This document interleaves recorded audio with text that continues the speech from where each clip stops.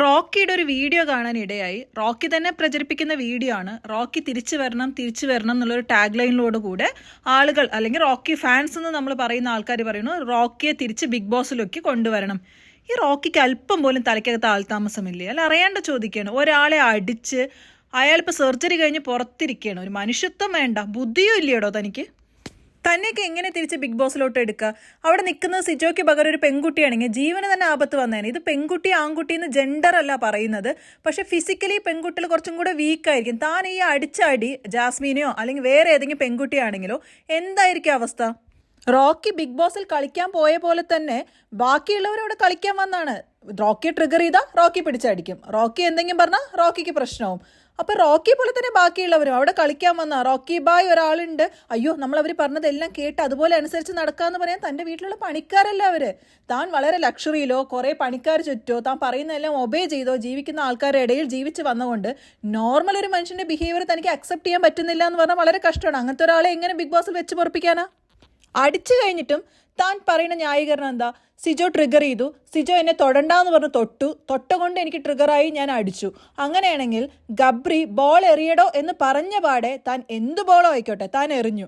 അപ്പോൾ വേണ്ട പറഞ്ഞ കാര്യം എന്നെ ചെയ്തു എന്ന് പറഞ്ഞ് ഗബ്രി തന്നെ അടിക്കാൻ വന്നോ? ഇതൊരു ഗെയിമാണ്. ഇത് തനിക്ക് മനസ്സിലാക്കാൻ പറ്റുന്നില്ല എന്നുണ്ടെങ്കിൽ താൻ പുറത്തിരിക്കാൻ നല്ലത്. അകത്ത് പോയി ഇനി എന്ത് ചെയ്യാനാ? ബാക്കിയുള്ളവരെയും കൂടെ അടിച്ചു വീഴ്ത്താനോ?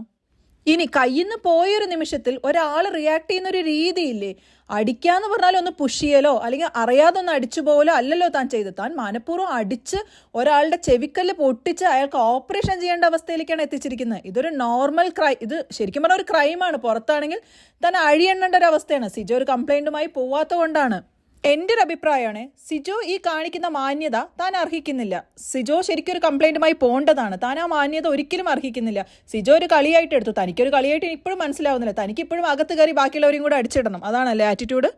പിന്നെ റോക്കി എന്ന ഗെയിമറെ ഇഷ്ടമായിരുന്നു. എപ്പോൾ ഒരാളെ അടിച്ച് അയാൾ ഈ ഒരു അവസ്ഥയിലാക്കിയോ അപ്പം തന്നെ തൻ്റെ ഗെയിം അവസാനിച്ചു. ഒരു ഗെയിമർ എന്നുള്ള രീതിയിൽ താനൊരു സീറോ ആണെന്ന് താൻ തന്നെ പ്രൂവ് ചെയ്തു. പിന്നെ എന്തിനാണോ തന്നെ അകത്തേക്ക് കൊണ്ടുപോകേണ്ട ആവശ്യം? എന്തിന് തന്നെ ജനങ്ങൾ സപ്പോർട്ട് ചെയ്യണം താൻ അകത്ത് പോകാൻ? ഈ വയലൻസ് കാണാനോ? അടുത്തതായി താൻ പറയുന്ന ന്യായീകരണം തൻ്റെ 6 വർഷത്തെ സ്വപ്നമാണ്, എൻ്റെ 6 വർഷത്തെ കഷ്ടപ്പാടാണെന്ന്. അകത്തുള്ള ഓരോരുത്തരും ഇതുപോലെ സ്വപ്നം കണ്ട് അവിടെ എത്തിയ ആൾക്കാരാണ്. അവരും ഈ 6 വർഷമായിട്ട് കാത്തിരിക്കുന്നതാവും. തൻ്റെ സ്വപ്നങ്ങൾക്കും തൻ്റെ കഷ്ടപ്പാടുകൾക്ക് മാത്രമേ വിലയുള്ളൂ. അവർ കഷ്ടപ്പെടുന്നതിനൊന്നും ഒരു വിലയില്ലേ? അവരുടെ സ്വപ്നങ്ങൾക്കൊരു വിലയില്ലേ? ഇപ്പോൾ സിജോ പുറത്തു പോകേണ്ട ഒരു അവസ്ഥ വന്നാൽ സിജോ എന്ന് പറയുന്ന കളിക്കാരൻ്റെ ആഗ്രഹത്തിനൊരു വിലയില്ലേ? അയാൾ എന്ത് ചെയ്തിട്ടാ? പ്രൊവോക്കിംഗ് ഗെയിമിൽ പ്രൊവോക്ക് ചെയ്തു, അതിനിങ്ങനെ ചെയ്തു. താൻ കാണിച്ച പ്രവൃത്തിക്ക് അയാൾ പുറത്തു പോകേണ്ട ഒരു അവസ്ഥ വരെ നിൽക്കുകയാണ് കാര്യങ്ങൾ. അപ്പോഴും താൻ നിന്റെ കാര്യം ന്യായീകരിച്ച് എനിക്കകത്ത് വേണം, എനിക്കകത്ത് ചെല്ലണം എന്ന് പറഞ്ഞൊരു ക്യാമ്പയിൻ ഉണ്ടാക്കാൻ ഉളുപ്പില്ലേടോ തനിക്ക്? അല്ലാതെ എനിക്ക് വേറെ ഒന്നും ചോദിക്കാനില്ല. കുറച്ച് ഉളുപ്പാവാം.